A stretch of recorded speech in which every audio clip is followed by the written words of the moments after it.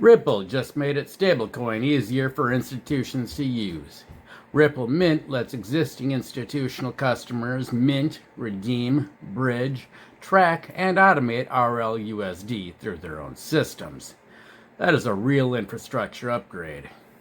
But there is a problem for XRP investors. Ripple Mint can expand without proving that institutions need XRP. And XRP did not deliver sustained market confirmation. The token fell from roughly $1.11 towards $1.05 before recovering part of that move. Ripple's institutional infrastructure is advancing. The economic case connecting that progress to XRP still needs proof.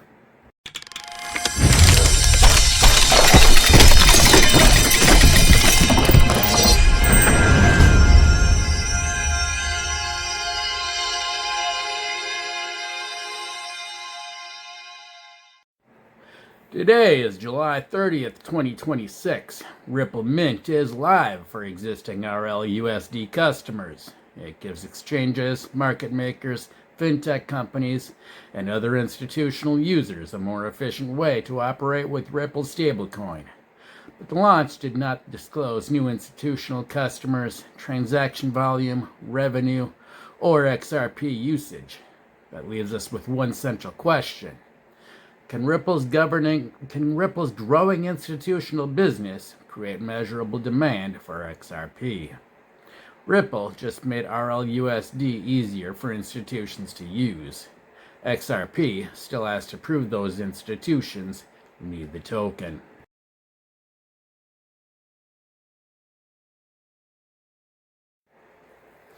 XRP entered the reporting window near $1.11.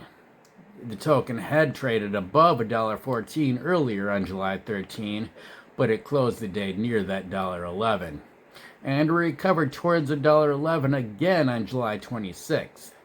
That recovery failed. XRP fell more than 4% on July 27th and returned near $1.05 on July 28th. It later recovered part of that decline, but remained below the week's resistance region. That gives us a clear immediate structure. The region near $1.05 is the first important support level. That area stopped the latest decline and now protects XRP from another move towards the psychological dollar level. The region between approximately $1.11 and $1.14 remains that resistance.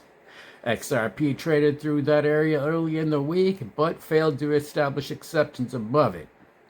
A brief move back towards that $1.11 would not then confirm expansion.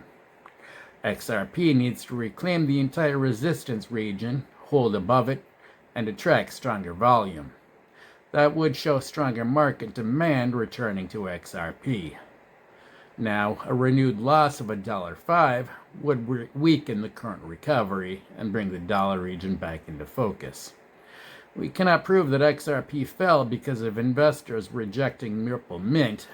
Bitcoin, Ethereum, and the broader crypto market were also responding to interest rates, geopolitical tension, and changing risk appetite. What we can say is more limited. Ripple launched meaningful infrastructure. XRP did not produce sustained market confirmation.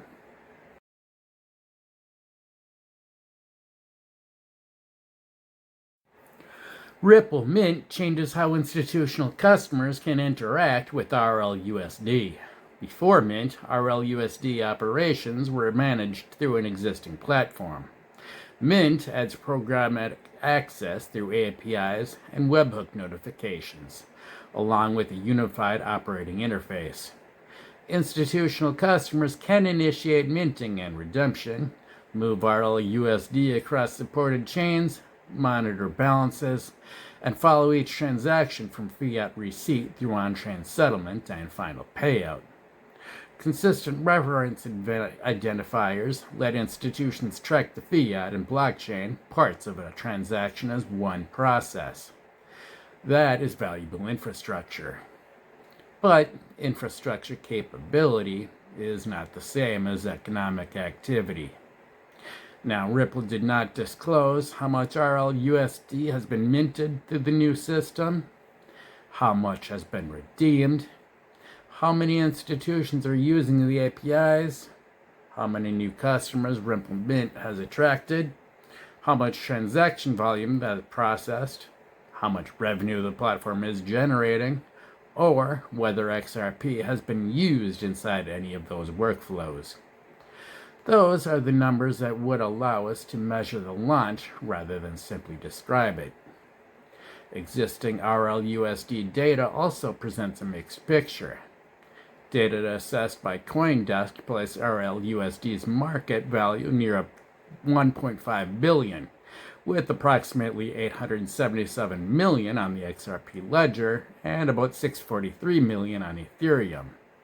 Over the preceding month, the number of holders increased roughly 6%, and active addresses rose approximately 70%. But RLUSD's market value declined nearly 5%, while monthly transfer volume fell around 25%, from approximately 14.6 billion to about 11 billion.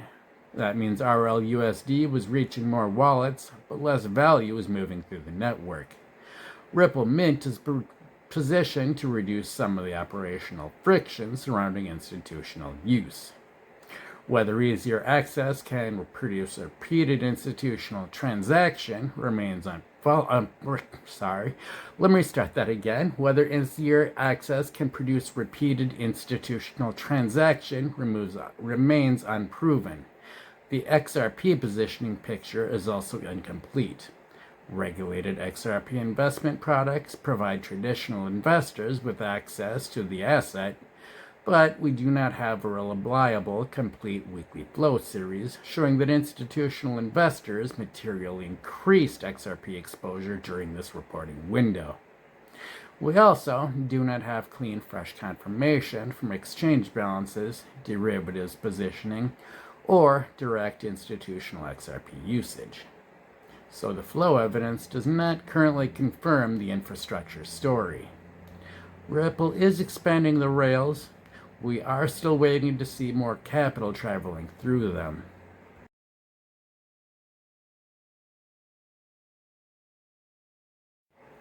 Ripple Mint is designed around the way large financial organizations actually operate.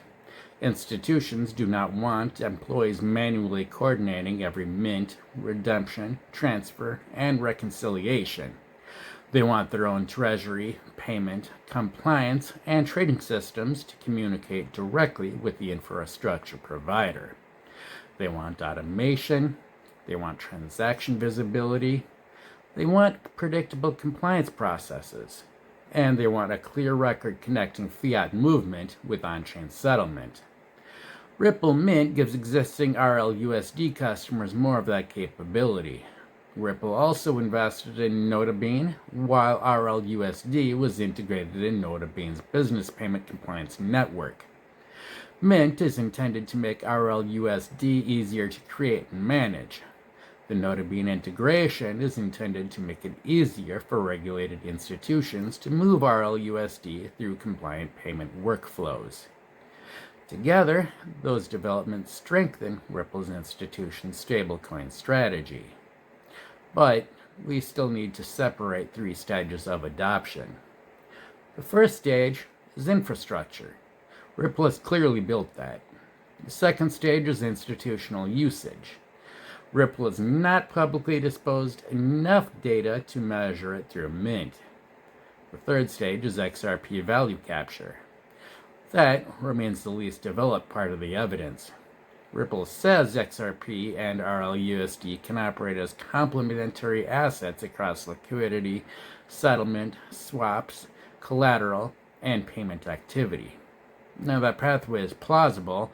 A larger RLUSD ecosystem could create more liquidity pairs, more settlement options, and more financial activity connected to the broader XRP ledger environment. But Ripple Mint does not require every transaction to use XRP. RLUSD is expanding across the XRP ledger, Ethereum, the XRPL EVM sidechain, and several additional networks. Institutions may be able to use RLUSD on the networks outside the XRP ledger without creating proportional demand for XRP. Well, that creates both a bullish and a bearish interpretation. The bullish case is that institutional infrastructure must exist before meaningful transaction volume and XRP utility can emerge. Mint could become the access point that makes larger RLUSD operations possible. Growing RLUSD liquidity could eventually create more demand for XRP as a settlement, collateral, swap, or bridge asset. The bearish case is that institutions may prefer a regulated, dollar-denominated asset for many of those functions. RLUSD can give institutions access to Ripple's technology, while reducing their exposure to XRP's price volatility. That could strengthen Ripple's business without strengthening XRP to the same degree. We do not know yet which outcome will dominate. Ripple and XRP are economically connected, they're not economically identical.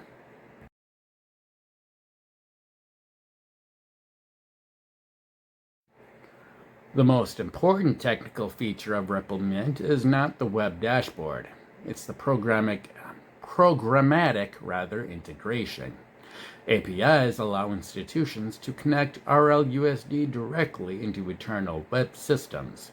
Webhooks allow those systems to receive live notifications when fiat arrives, minting begins, on-chain settlement occurs, or redemption is completed. Balance queries and transaction tracking improve operational control. Automated minting and redemption reduce the need for employees to coordinate each transaction manually.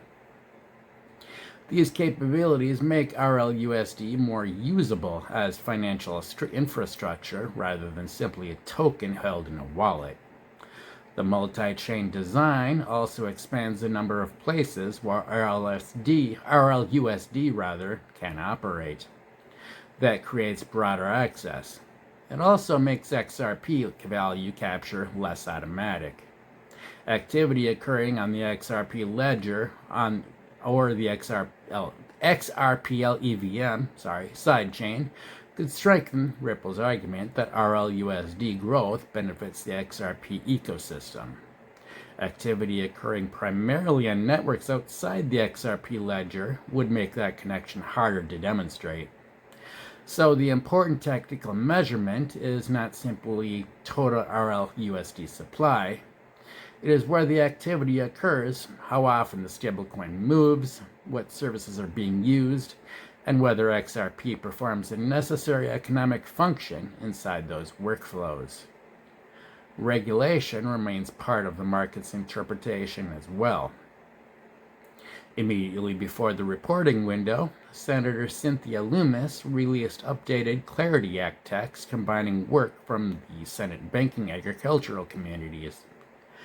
But 7 Democratic senators said the current language remained inadequate in areas including consumer protection, ethics, illicit finance, conflicts of interest, and market integrity. They also said they intended to continue negotiating. So that means the legislative process is still moving. It does not mean passage is secured. It also does not mean the legislation has failed.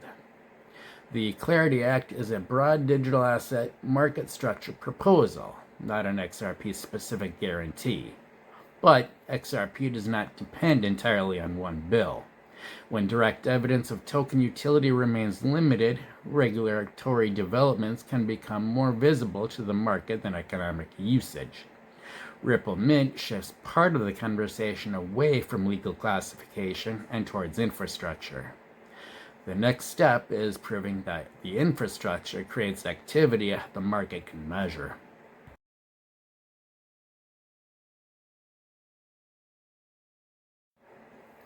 The next stage of the XRP story depends on conversion. First, Ripple Mint needs to produce measurable RLUSD activity. Watch for new institutional customers. Watch for rising mint and redemption volume. Watch for transfer volume recovering. Watch for consistent growth in active users, supply, and settlements activity. A strong product launch can attract attention. Repeated usage proves that the institutions have integrated it into their operations. Second, we need evidence connecting that activity to XRP. Watch how much RLUSD activity occurs on the XRP ledger and the XRP EVM sidechain. Watch for XRP being used directly in settlement, swaps, collateral, liquidity routing, or cross-border payment flows. Watch for measurable changes in XRP liquidity, transaction activity, fees, or token demand associated with those workflows. The connection cannot remain theoretical forever. At some point, the market will need numbers. Third, institutional access needs to become institutional positioning. Regulated investment products already make XRP easier to own. The next confirmation would come from sustained capital inflows, deeper liquidity, or other verified evidence that professional investors are increasing exposure. We do not have enough reliable weekly data to claim that happened this week. Fourth, the regulatory process remains relevant. A durable market structure framework could reduce uncertainty across the entire digital asset industry. But legislation should be treated as one catalyst among several, not the entire XRP investment case. And finally, price needs to confirm the story. XRP needs to defend the $5 region. It then needs to reclaim approximately $1.11 to $1.14 and establish acceptance above that range. A sustained breakout supported by stronger volume would show that stronger demand is returning to XRP. A loss of the $5 would suggest that infrastructure progress is still not creating enough token level demand to protect XRP from broader market weakness. Ripple just made RLUSD easier for institutions to use. Now the market needs proof that institutional growth creates value for XRP. Understanding XRP requires more than following Ripple announcements or waiting for regulatory decisions. You need to understand the difference between company growth, network usage, institutional adoption, liquidity, and token demand. Those factors can reinforce one another. They can also move it in completely different directions. That is exactly the framework I break down in Understanding Crypto, a clear guide for new investors. The link is in the description. Ripple has improved the institutional operating layer around RLUSD. Now XRP has to prove that Ripple's growth creates measurable demand for the token. So tell me, which conversation matters most here? Rising RLUSD transaction volume? Direct institutional usage of XRP? Progress on market structure legislation? Or XRP reclaiming the $14 region? Please subscribe to CoinOps for the institutional developments shaping crypto before the price catches up. Stay locked.